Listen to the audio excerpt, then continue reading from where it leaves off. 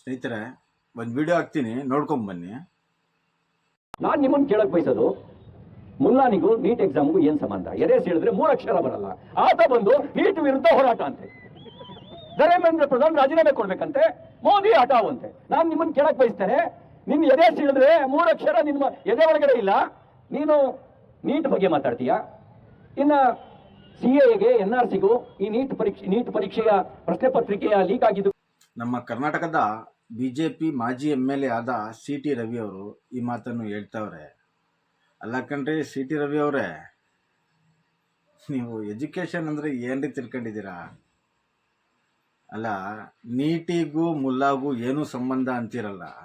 ನೀಟೇನ್ ನಿಮ್ಮನೆ ಆಸ್ತಿನ ನಮ್ಮನೆ ಆಸ್ತಿನ? ನಮ್ಮ ಮಕ್ಕಳ ಆಸ್ತಿ ಕಣ್ರಿ ಅದು.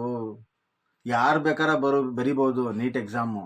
ಅದಕ್ಕೆ ಜಾತಿ ಭೇದ ಭಾವ ಏನೂ ಇಲ್ಲ. ಅಲ್ಲಿ ದಿಲ್ಲಿ ಜಂತರ್ ಮಂತರಲ್ಲಿ ಜನ ಸಾಯ್ತಾವ್ರೆ. ಸಣ್ಣ ಸಣ್ಣ ಹುಡುಗರು, 18-19 ವರ್ಷ ಹುಡುಗರು ಸಾಯ್ತಾವ್ರೆ, ನಮಗೆ ಎಜುಕೇಶನ್ ಬೇಕು ಅಂತ. ಪೊಲೀಸ್ ಅವರು ಲಾಠಿಯಲ್ಲಿ ಹೊಡಿತಾವ್ರೆ, ಗ್ಯಾಸ್ ಹಾಕ್ತಾವ್ರೆ. ಅದ್ರ ಬಗ್ಗೆ ಹೇಳೋದ್ ಬದ್ಲಿ ನೀನು ನೀಟಿಗೂ ಇದ್ರಲ್ಲಿ ರಾಜಕೀಯ ಮಾಡಬೇಡ್ರಿ CT ರವಿ ಅವರೇ. ಇವತ್ತು ನಿಮ್ಮ ಮಕ್ಳು ಬರಿಬೋದು, ನಾಳೆ ಅವ್ರ ಮಕ್ಳು ಬರಿಬೋದು ಎಕ್ಸಾಮು. ಅವಾಗ ನಿಮ್ಮ ಮನೆಯಲ್ಲಿ ಈ ಥರ ಹೆಣ ಹೋದ್ರೆ ಏನ್ರಿ ಇದೇ ಥರ ಮಾತಾಡ್ತೀರೇನ್ರಿ CT ರವಿ ಅವರೇ? ಹೇಳ್ರಿ, ಮಾತು ಒಂಚೂರು ನಾಲ್ಗೆ ಬಿಗಿಯಾಗಿ ಮಾತಾಡಿ CT ರವಿ ಅವರೇ. ಈ ಥರ ಎಲ್ಲ ಮಾತಾಡಕ್ಕೆ ಹೋಗ್ಬೇಡಿ. ಇದು ವಿದ್ಯಾರ್ಥಿದು ಪರ ಮಾತಾಡ್ತಿರೋದು ಜನ.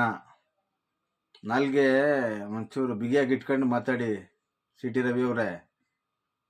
ನಿಮ್ಮ ಮನೇಲಿ ಮಕ್ಕಳು ಇದ್ದಾರೆ, ಅವರು ಎಕ್ಸಾಮ್ ಬರೀಬೇಕು, ನಿಮ್ಮ ಕಾರ್ಯಕರ್ತರ ಮಕ್ಕಳು ಎಕ್ಸಾಮ್ ಬರೀಬೇಕು. ಇವೆಲ್ಲ ತಿಳ್ಕೊಂಡು ಫಸ್ಟು ಮಾತಾಡಿ CT ರವಿ ಅವರೇ.